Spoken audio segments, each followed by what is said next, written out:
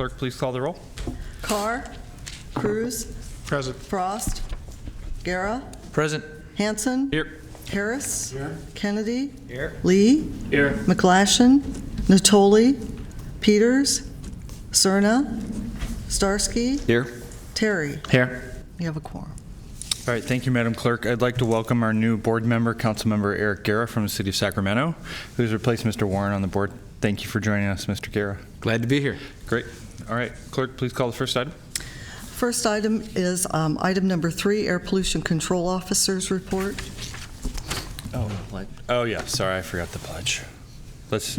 Shall we do Larry, will you lead us in the Pledge of Allegiance, please? Sorry.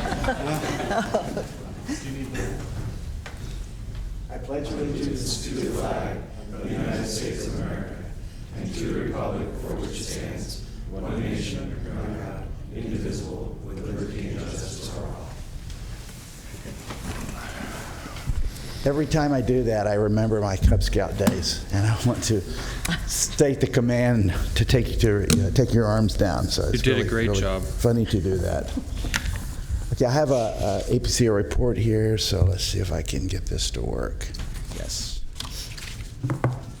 The first thing I want to talk about here is some wonderful people that have been working at our district for the last year. This is the Cristo Rey students that we have. 4 students, Gian, Lily, Miriam, and Olverio. They have been important members of our district staff. This is a picture of the 4 of them and our team members who supervised them at their graduation ceremony or their award ceremony. This award ceremony honored this group of students, our 4 students, as the team of the year. Of all the teams that went out to companies, to businesses, these were honored as the team of the year. And for each of them, that was among the many awards that they received. We had 2 seniors.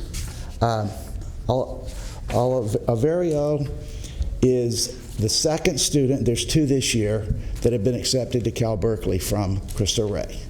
He's a brilliant young man, and we knew that when he was working at the district. And we're very proud of him and very happy for him. Miriam will be going to Sac State, and almost 100% of these students, I say almost because I can't state with surety that all of them do, but every year they send almost 100% of their students to college. These are kids that might not have ever had a chance to go to college except for this program. And we're proud as a district to be part of this and think it is a very good thing that we do as a district. Mr. Guerra, did you want to speak on that last item? Yes, I just wanted to say that they're in my district, and I'm glad that the district is being involved in their program. So thank you for that. That's great. Your first comments. We're proud of you too. So the next thing I want to do is a cap-to-cap recap. You have in your packet the 4 issue items that we took to on the cap-to-cap trip. And as you all know, we had a very nice team that went back, and some of you participated as members of our team. Director Cruz and Director Hanson both were part of the air quality team going back this year, along with Councilmember Frost from Citrus Heights. It was a 15-person team, one of the strongest teams we've ever had on the air quality arena. And as you see the issues here, business resiliency planning, federal incentive programs, talking about the importance of the federal government supporting us here, federal funding supporting the district grant programs here, and then an issue that SMUD wanted us to take on the Clean Power Plan that EPA is moving forward, harmonizing that so that it balances the nation with California. Those were issues that were important, approved by the Chamber of Commerce. I wanted to say that in particular on the business resiliency planning, we had an enormously successful meeting with FEMA. We had 16 team meetings. There were times when we had 3 different teams, and all of you who have been on Cap to Cap know how hectic that is, trying to organize all these people and get the papers and people in the right place. The FEMA meeting in particular, we have a business resiliency initiative that we funded, initially started from the district working with Valley Vision. They've got matching funds and have been moving that forward. The purpose of that is to provide to medium and small-sized businesses within the context of chambers of commerce and a range of other organizations information that they can use to prepare for floods, fire, other kind of anticipated disasters that we would have in our region. It's an important insurance issue. We know that for issues such as Katrina and Sandy, small businesses are heavily impacted, and if they can't respond within a couple of weeks and get back on their feet, they likely will not be back in business later on. So what we're trying to do is help them. FEMA has a program nationally that they were just kicking off, and they are very excited about the opportunity for using us as their pilot program for that. And if that happens, we would get significant funding to help, and it would move this program forward measurably. So it's one of the best successes we've had over the years, and I think we're very happy about this. And we're working hard. We have a meeting. We have continued meetings with FEMA and OES here in Sacramento, and Valley Vision is leading that effort. So that is my cap-to-cap recap, unless anyone has any questions from that. I wanted to mention to the board that I did attend and chaired a National Wood Smoke meeting in Providence, Rhode Island after the last National Association meeting a few weeks ago. This was a meeting where the Western states, the New England states, a range of states and locals from our National Association and EPA got together to talk about the possibility for a federal program that would incentivize wood stove changeouts, like the programs we sponsored here at the district before. This would be federal money that would be, and this is going to be a heavy lift, but there's a lot of interest nationally, and we wanted to be part of that conversation. The next item I would mention is the upcoming Clean Air Partnership Quarterly Luncheon. This will be, if you put on your calendars, June 19th from 11:30 to 1:30, and at that meeting we will update everyone on where we are with our cap and trade funding. We have many agencies in the Sacramento region are putting forth enormous efforts to apply for find projects to try to frame the state programs in ways that benefit our region so that we can actually apply for the funds. And there's an enormous amount of activity underway. Just capturing that is really, really difficult. We initially started out at the Air District as the organization that was leading that effort. It obviously became too big for us because we have just about all we can handle dealing with ARB and the various programs and funds we can apply for at the Air Resources Board, which we're working on very hard. So we asked Valley Vision again to step up and be the coordinating agency to pull the regional group together so that we can have visualized in one spot all the things that are happening related to cap and trade in the cities and counties and agencies across the Sacramento region. That's been a very interesting effort, and it's amazing to see some of the people that come out of the woodwork. I remember the Rancho Cordova representative came and just blew us away about what Rancho Cordova was doing a month ago when we heard. So cities and counties, but it's important that all of us know what Rancho is doing, what Citrus Heights is doing, et cetera, so that we can coordinate those efforts and where possible provide additional letters of support and other things so we can try to make this more successful. So that luncheon will be a good place for you to find out what's happening with that, and that's June 19th, 11:30 to 1:30, and we'll have more information about the location later on. The next piece is something that I am very proud of that I've been working on for quite a number of years. It's the California Small Business Effort. You have the report, the Small Business Compliance Assistance Report. This is a report that the Air Resources Board is required to put together every year and send to EPA. It quantifies how much funding and how much support we're going to get as a state from EPA.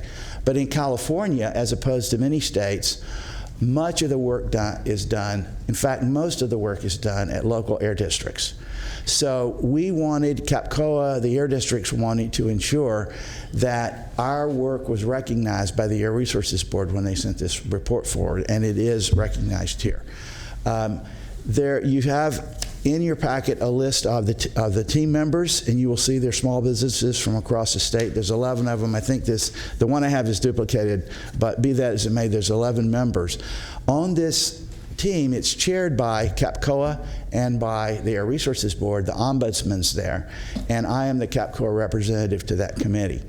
So we're currently in a new cycle. We're sending information into the Air Resources Board about our small business activities, which we do at our district.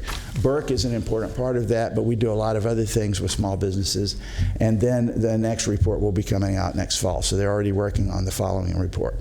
I wanted to ensure the board was aware of that work that we do on behalf of small businesses. The next piece that you have is the Clean Air Vehicle and Infrastructure Workshop. This is a continuing series of meetings that we are hosting with various sponsors. Clean Cities in particular is the organization that we belong to. These are very successful and are very well attended, and you can see from the list of the agenda here that this is a very high-level meeting and will have tremendous amount of information for businesses. It's been very helpful, and it's really meant that we've leveraged a lot of money into our cities and counties here in Sacramento. And the last thing I wanted to mention was a heads up to get on your calendar. The next New Partners for Smart Growth Conference, which the district is a sponsor of, will be February 11th to 13th next year in Portland. So it's moving back to the West Coast, so we don't have to fly and worry about jet lag this time. And we want to ensure that we generally will take a couple of board members, and I will go, and we'll have 2 or 3 of our staff that attend these, because we consider this the best training for our planning staff, and it's a meeting that we rotate them through over about a 3-year cycle. So if anyone has any more questions about anything I've talked about on my report. I don't see anybody punched up. Does anybody have questions? Doesn't look like it. Before we go into closed session, since we're a little thin on quorum, I'd like to do the consent calendar, just in case we lose anybody. I'd like to pull items 7 and 8 just for discussion. Okay. Will somebody move the I'll balance? move the balance of the calendar. Second. All right. All those in favor say aye. Aye. Opposed, abstain? All right. Motion passes. Clerk, please call item 7. Item number 7, adopt a resolution authorizing the Executive Director, APCO, to execute an amendment to contract E2013015B with Valley Vision to continue to manage the Cleaner Air Partnership for fiscal years 2015-16 and 2016-17. And then if you could read number 8, because I'll move them at the same time. I just want to comment on. Number 8, adopt a resolution authorizing the Air Pollution Control Officer to execute a second contract extension with the Business Environmental Resource Center. Thank you. My comment, Larry, is just a couple of things. I've sat on this board for 15 years, so I'm very familiar with what's going on here, but we have a lot of new members, and these two organizations have some really important input. I would say if you could get a presentation, for instance, when Burke did a presentation to us a few years back, it provides very valuable information for everybody. I think that would be a good thing to bring back if they have an opportunity. And then the Clean Air Partnership, same thing. I think a lot of new members really don't know what that relationship is. It would probably be beneficial to do that rather than on, for instance, a consent calendar. But then the other point with regard to the Clean Air Partnership for me, and I'll schedule a separate meeting with you, but I'd like to see the deliverables on those contracts. They weren't included in the packet, and I just like to see, I mean, I know what they do, but I like to see those deliverable, I'd like to see what they produced as part of their contract. This contract has additional deliverables. It's just a very large sum of money, and I like to see those deliverables. I know what we're getting, but that's the one thing I'd like you to bring to us periodically is the actual deliverables that are required under the contract. So with that, I'll move these 2 items. All right. Larry, if you just would send out that information to the board, because I think other people will have similar questions. Amazing that follows exactly the question I got from you. It is. And we didn't even talk. No, And I developed sort of a fact sheet about that very question that I provided to the chair.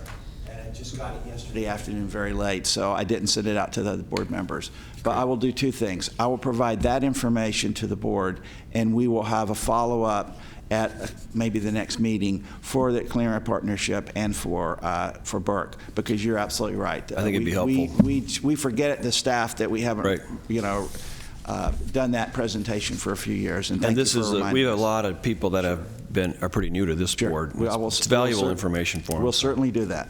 Thanks. All right, any other comments? I don't see any. All in favor? Aye. Opposed? Abstain? Motion passes.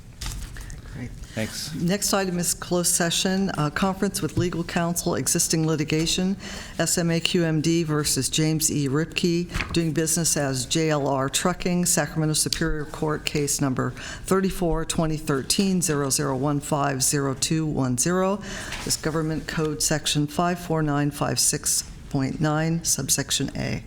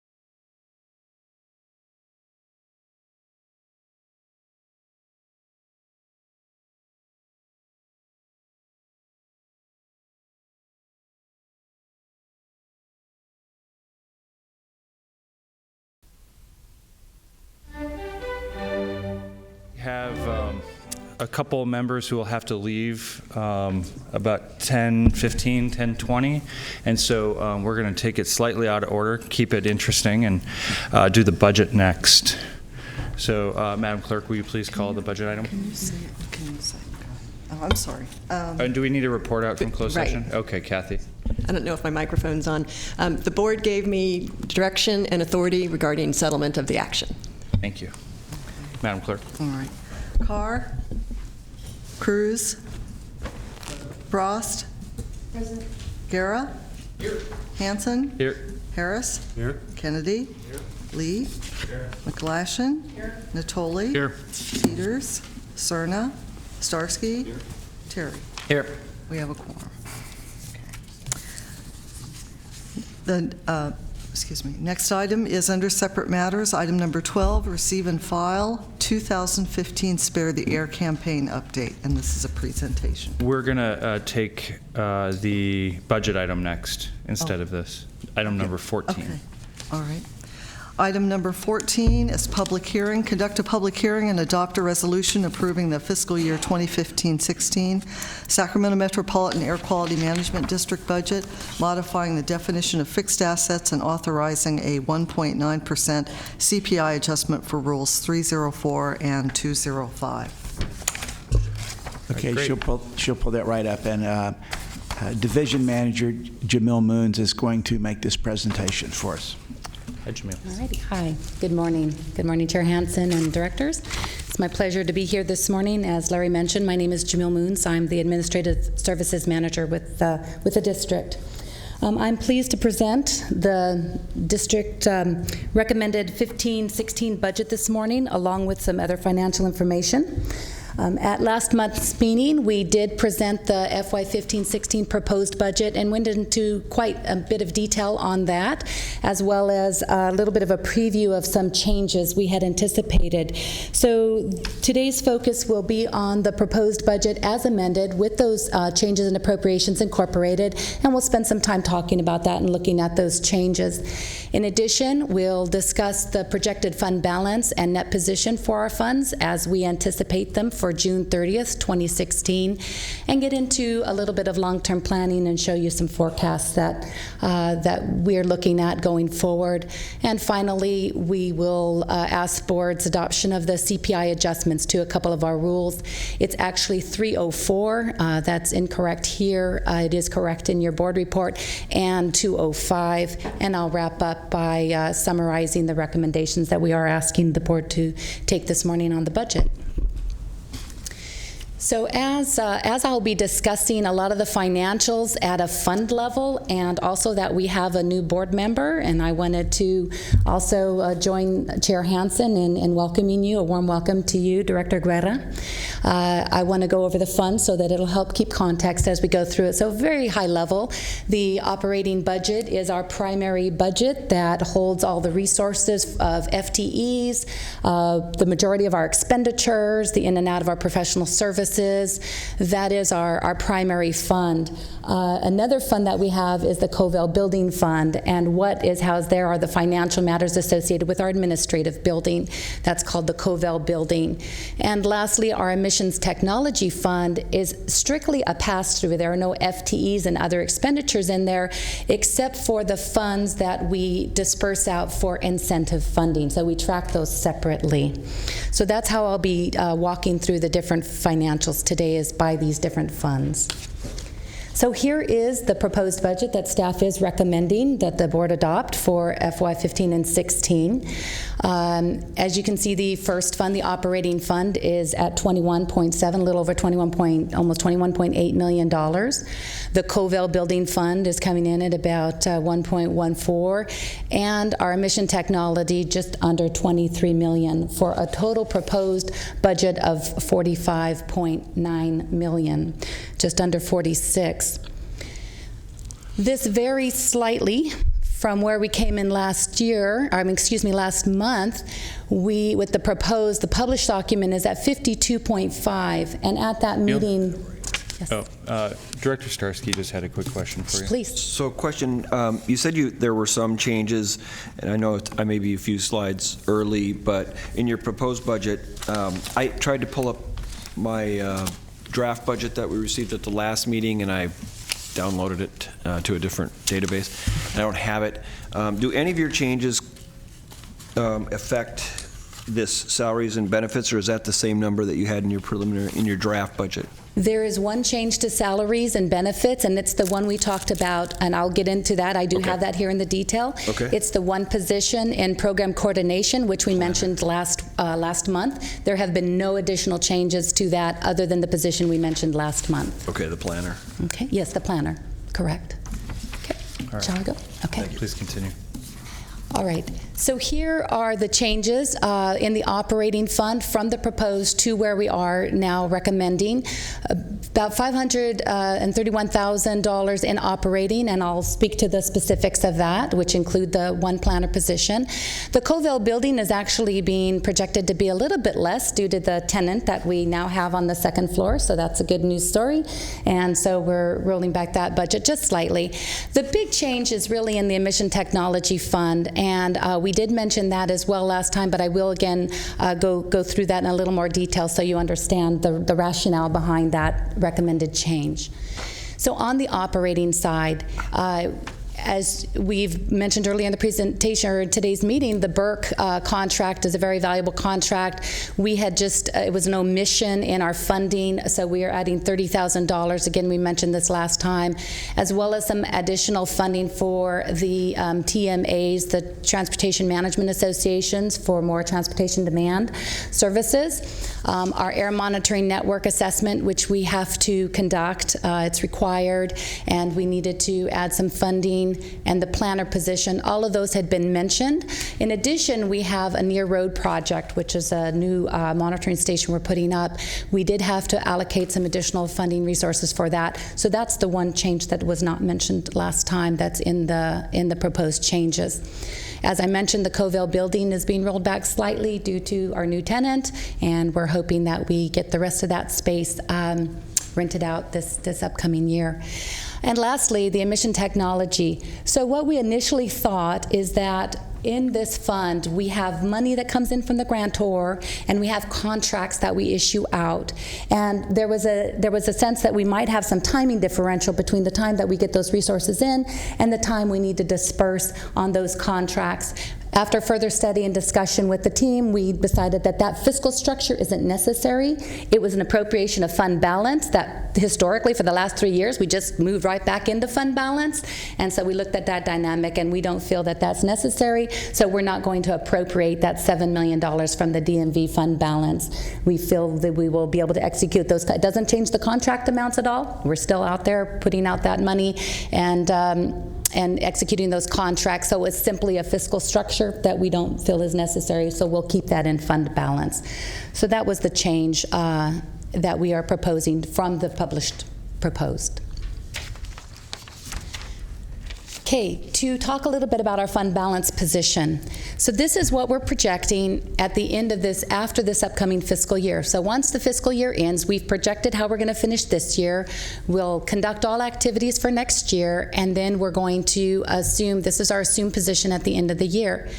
I'm going to spend a minute or two on this slide because it's kind of interesting. In accounting terms, we actually define our fiscal position a little bit differently depending on the kind of fund it is. Governmental funds are defined in fund balance, or available resources are in fund balance.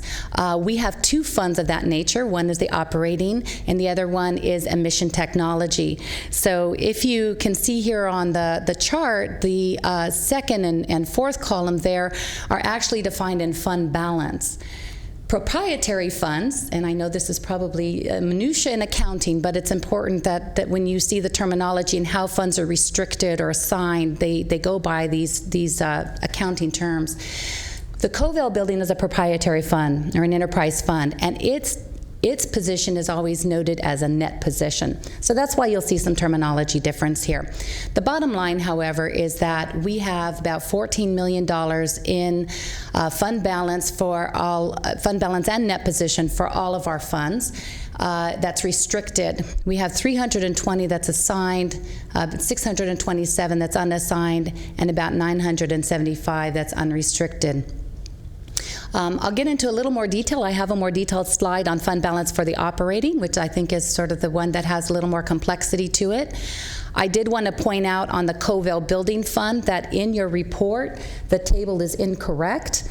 We had a formula issue in that table, and we unfortunately did not detect that prior to sending the report out to you. So I do have a slide after the operating fund which does show the correct fund net position for the Covell building. It's at 1.39, not at the 1.8 that was previously reported in the board item. And lastly, our emission technology fund.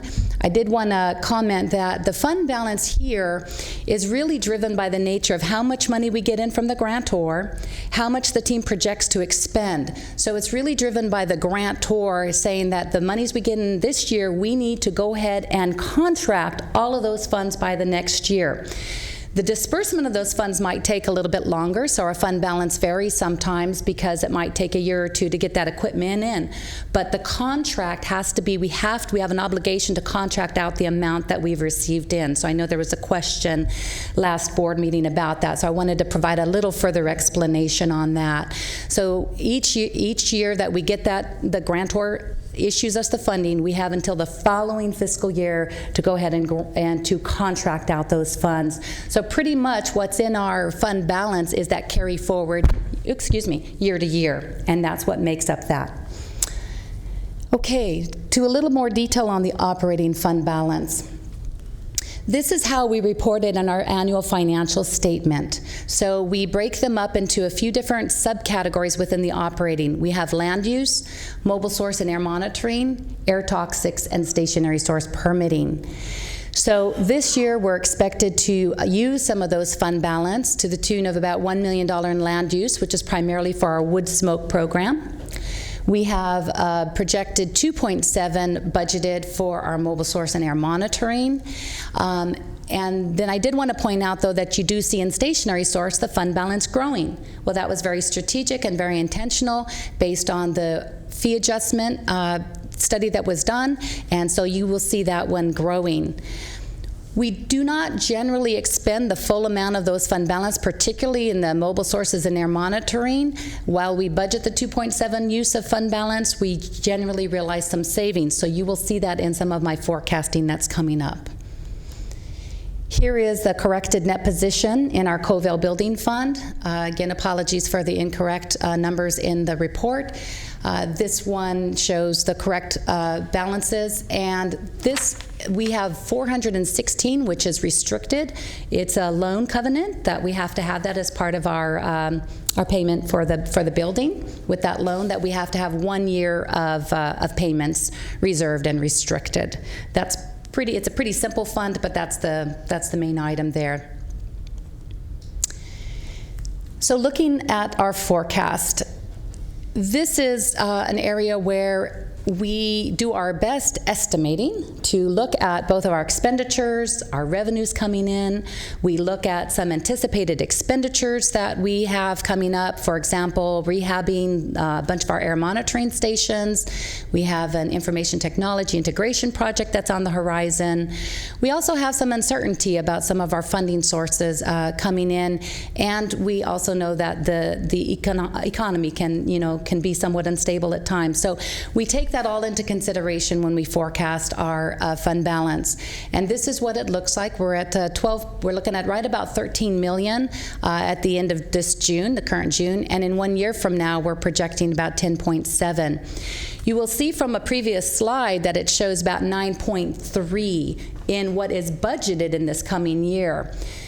Our forecast is not a budget. Our forecast is our best estimate of where we're going to be. We know historically we've realized savings in some of our professional services. There's a financial dynamic where we over budget slightly because of we budget sometimes for a worst case year, for a spare the air year or wood smoke. We have to have the funding there and available. Generally, we don't spend that full amount. So this is our best guess that we're going to actually save $1 million in our budget in this upcoming year. That's why you see it at 10.7, and that carries through into the budget. So one thing we know about forecasts is it's going to change. But however, this is where we project us. As of now, what we know, this is the forecast out for our fund balances. Jamil, on Yes. that note, has the board established a policy for what type of reserve we want to keep? To my knowledge, not a specific one for the overall operating. We are working on that, and I hope to bring that back to the board in some fiscal policies around fund balances and net positions. We do have, in my next slide, around the stationary sources, so a subset of the operating. We do have a policy based on the fee adjustment that came forward to the board, and I will mention that as we go forward. But to my knowledge, that's the primary one, and we are currently working on bringing that back for adoption. Here is drilling down a little bit deeper. This is an important one I wanted to just point out to the board, because it surrounds the fee adjustments, and this is the stationary sources fund balance. And as you can see, I'm it's sorry, growing. Jamil. Yes. Director Frost, did you want to comment on that? I just wanted to clarify that I understand correctly. I know you came out and met with me, and I sure appreciate that. But on the fund savings, my understanding was then that savings will go toward building up our reserves. That is correct. We're planning on that, building up reserves. Yes. Okay. We are here in the stationary sources one. This is the one where you can see the reserves building, and this is where we have a cap. There is a policy that I believe it's 3 months of operating activity, which is where our cap would be, and that's that dotted blue line you see there. So we will be monitoring this very closely, these fees and these fee adjustments, to make sure that we keep it at that point and we don't increase fees any more than necessary to meet that pre-prescribed fund balance position, that cap. Thank you. Thank you. I would mention that when we get to that fiscal year budget and we see that projection, we will have to adjust our fees accordingly as we agreed with the board to meet that capped amount, and we will do that when that appropriate fiscal year gets here. And so you're implying adjust them down if necessary? Yes. And that was the agreement. If they need to be adjusted down to accommodate that, that's what we will do. Okay. But I think that's a year or two out, but we certainly believe that we will get to that point, and that was a commitment we made to the board. That would be a good story. Yes. It'll counter the You're not on. it'll counter the not-so-good story when we had to raise these rates just to make, because we were heading for some very serious problems on that. So it's good to see. And I would be projections. happy for some of the board members here who made that tough decision to be on this board when we are making that other decision. That would be good. All right, please continue. Thank you. So in addition, as we said, the change is always, going to happen, but what can we do to better forecast, to better prepare for that? So we are enhancing our activities in terms of our long-term planning. We are undertaking a more robust asset management approach and looking at our long-term needs, both for our Covell buildings as well as all of our 11 air monitoring stations, so we can forecast those out over the life of those assets. And I did want to comment on the fleet. I can see that Director Natoli is here too, and had asked about that last month. And we are looking at more of a matrix approach to our fleet in terms of taking into consideration not only a mileage threshold, which we are increasing and looking at, but the maintenance of the vehicle, the age of the vehicle, and any other types of technologies that might be available. So it'll be more of a matrix type scoring evaluation to see at what point is exactly the right point to change out those fleet vehicles. We are also reviewing our purchasing policy, and we'll be coming back to the board with some proposed revisions to that. However, we are asking today that the board take action to redefine our fixed assets. They're currently defined at $25,000 and do not have a prescribed useful life. Best practices really suggest through our research that should be more like $5,000, and that is what is in the proposed budget. That's what it would be, and that's how we have been in our financial statements. We've checked with our auditor. Our auditor recommends it as well. So we would like to, at this time, move our fixed asset limit from reporting the capitalization limit from $25,000 down to $5,000, and prescribe a useful life of 3 or more years. Again, we're looking at our long-term staffing, capital requirements, and finally, we're looking at some financial tools, some applications, some different types of management systems that can better help us manage our budget, manage some of these multi-year programs and contracts that we have that will make our budgeting a little more accurate and precise, and allow us more accurate forecasting out into the future. It's always a tough thing, but we want to get as close to where we think we'll be as we can, and these are some ways we think we can get there. Lastly, we have in a couple of our rules, 304 and 205, this is work that staff does, and we have within those rules the ability to raise by CPI 1.9%. That's what it is this year, those fees, and we are recommending that we do that to keep up with the cost for these various programs that they support, and supporting staff's work with this. So this year is a little bit different than prior years. Prior years, we've brought to you a final budget that's been in part of your packet. This year, we're doing it slightly differently. What's part of your packet is that you have the summary, you have a resolution with 3 exhibits. The first exhibit is that the changes to appropriations that we just mentioned. The second exhibit is our total staffing, our authorized FTE. And the third exhibit is the proposed budget that we released and that came to you last month. All of those together make up what we would call the approved budget, along with any direction that the board would provide us. Then we'll go ahead at the end of this meeting, and when this is closed, we will go ahead and incorporate all those changes, and we will actually publish the final approved budget, and that will be made available in a bound form by July 1st, and also posted on our website at www.airquality.org. So at this time, I would request that the board open the public hearing, and upon closing the public hearing, that you would adopt a resolution approving the FY 2015-16 budget, define those fixed assets at $5,000 and having a useful life of at least 3 years, authorizing the chair of the board to sign the resolution on behalf of the directors, and authorize the CPI adjustment of 1.9 for Rule 304 and 305. All right. With that, I'm happy to answer any questions. Thank you. We have nobody from the public signed up to speak. No. Any board members wish to make comments? All right. I'll move the recommendation to approve the budget, including the defined terms for fixed asset as well as the CPI adjustment, and authorizing the chair to sign. Second. Did you? And close the public hearing. Yep. And we've got a second? All right. All in favor? Aye. Aye. Opposed? Abstain? All right. Thank you, Thank Jamil. you. All right, Madam Clerk, next item. You want to do a more Let's public do hearing? the action items. Let's do the, I was going to suggest that. Yeah, Thank you. Yeah. Item number 15 is a public hearing. Conduct a public hearing to adopt proposed particulate matter CEQA thresholds of significance.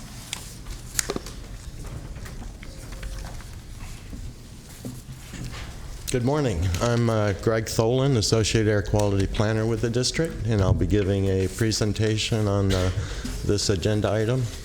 Staff is proposing that we revise the particulate matter thresholds of significant for use in California Environmental Quality Act analyses, both that the district carries out and that local land use agencies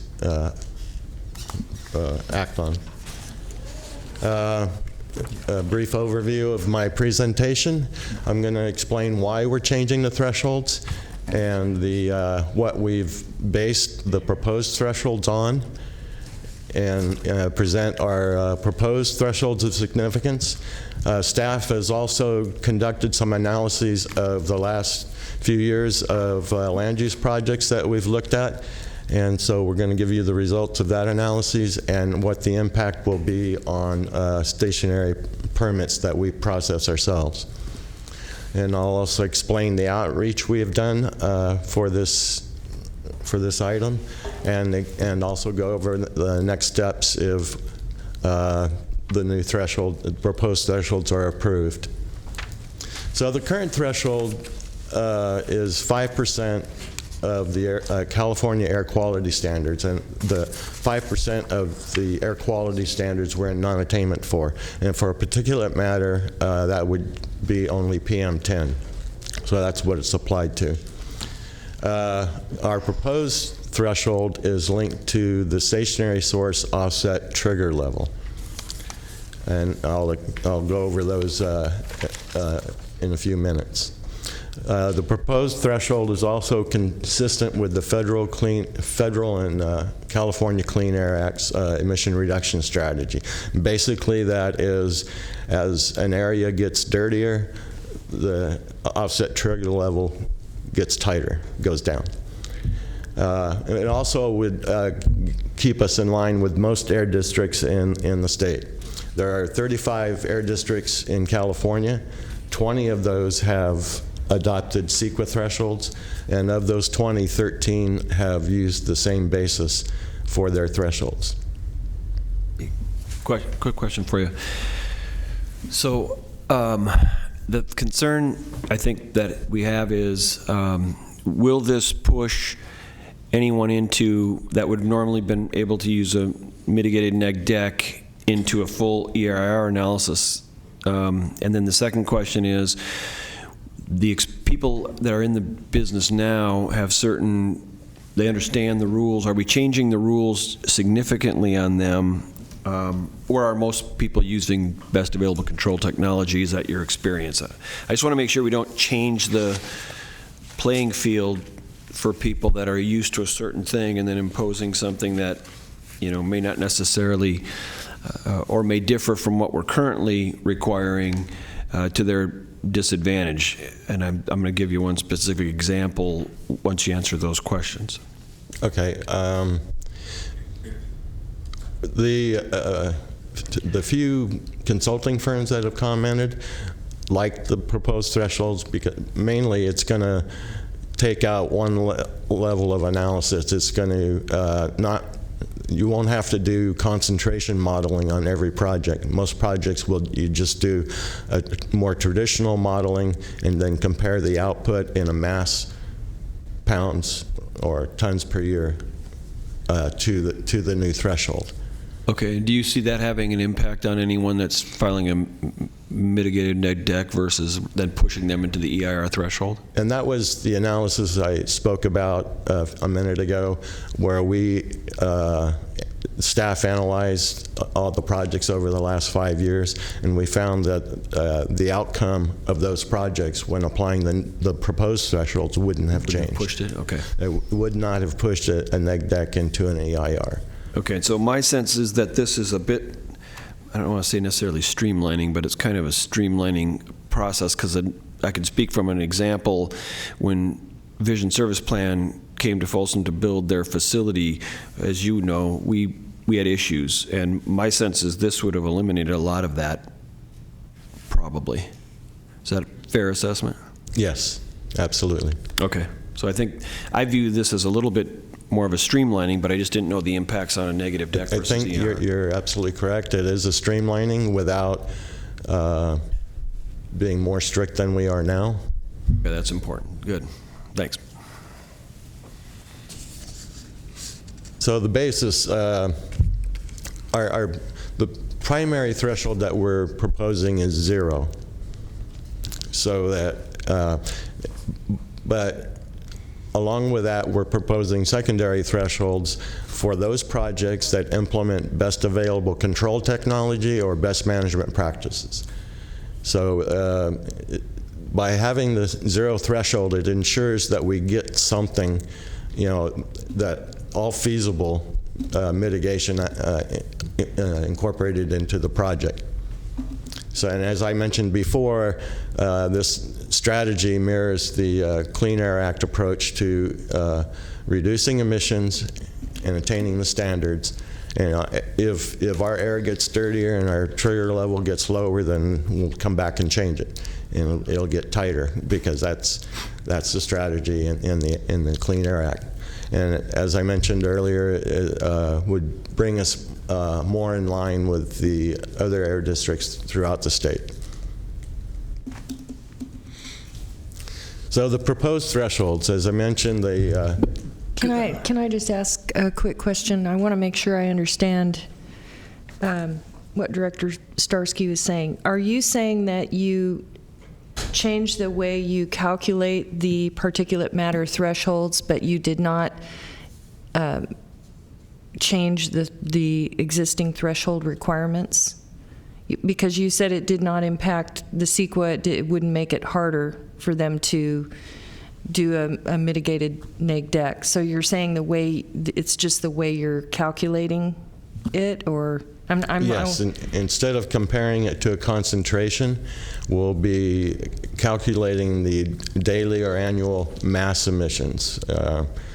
So it's expressed in pounds per day rather than micrograms per cubic meter. That's the concentration. So the 5% of the current threshold, like the 24-hour PM10 standard is 50, and we're non-attainment, so that 5% would apply. So that means that if a single project created a concentration greater than 10 micrograms, if I did my math right, per cubic meter, then it would be considered a significant contribution to an existing problem. Did that help or make it worse? I'm sorry, I'm not a scientist. Will you turn your microphone on, please? Yeah, thank you. Sorry. Let me just say a little bit more about it. So mass emissions are pretty straightforward to calculate. With the concentrations, what you have to consider there is how those emissions are dispersed.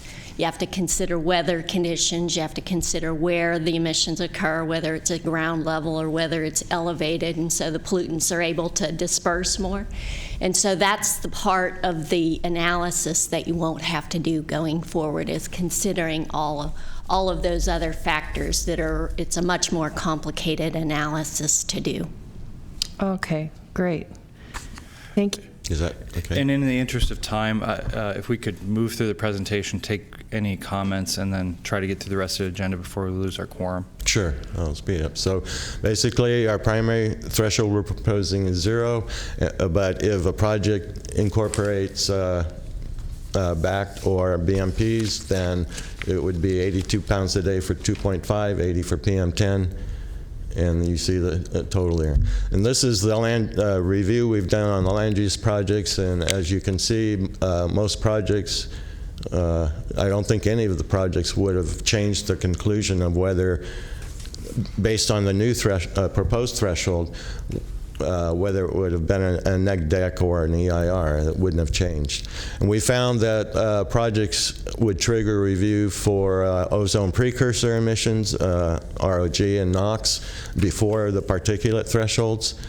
And as we alluded to, it's going to remove the need for concentration modeling. Here's an example of a project screening table that we use when do an initial screening of projects, and you can comparing the PM10 will trigger before the PM 2.5 threshold, and so we're comparing the PM10 to the ozone precursors, and you can see the project size is much larger before significant effect would trigger under PM10.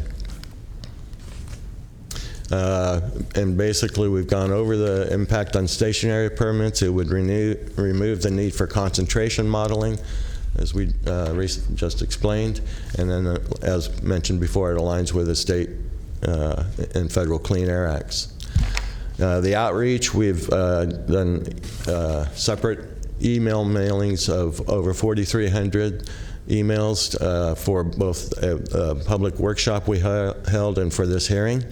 Notices were posted to our staff website, and staff have met with several local agency staff explaining the new thresholds. If approved today, we will begin revising our internal public documents for stationary source operations and land use guidelines, and then also assist local agency staff in approving or helping them. So that's the end of my presentation. If you have any other questions. Thank you very much. I don't have any public comment. Any of the board members wish to speak? If not, we'll entertain a motion to close the hearing and move the item. So moved. Any second? Second. All right. All in favor? Aye. Aye. All opposed? Abstain? All right. Motion passes. Thank you. We'll do our last action item and try to get to our Spare the Air and bike share update, since you've all been very patient. Next item is public hearing. Item number 16, conduct a public hearing and adopt a resolution approving the triennial report, and air quality plan revision, and the CEQA neg declaration. Good morning.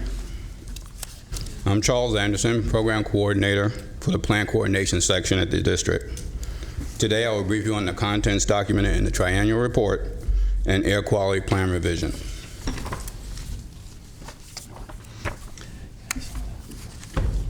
This is an overview of the discussion today.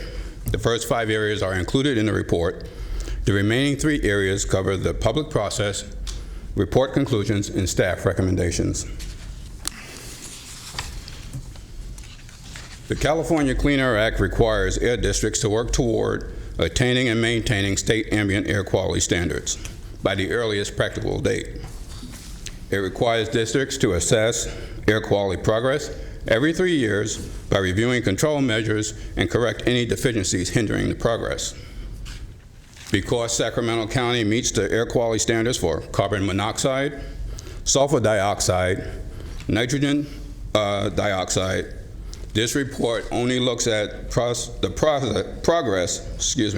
at meeting the health standards for ozone. This graphic here tells a story that many of us have heard before, and it's one we enjoy telling, which is air quality in Sacramento County continues to improve, and the air is healthier to breathe. We have seen significant reduction in the number of days in which Sacramento exceeds the state 8-hour and 1-hour standards, resulting in a decrease in exposure to unhealthy air. To further validate the improvement in air quality, we see a marked improvement in emission reductions. Previous estimates have been revised down due to the improvements in technology and the science of quantifying emissions. Most of the improvements are implemented in the emissions model used by the Air Resources Board to determine mobile source emissions. Emission reductions from implemented control strategies also validate our progress in meeting the state standard.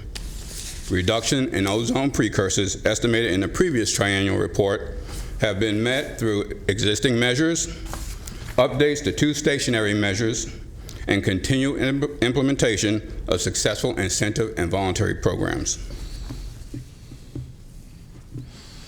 To ensure our continued progress in meeting the state standards and requirements during the next triennial period, we will evaluate the following measures and present them for your consideration at a future board.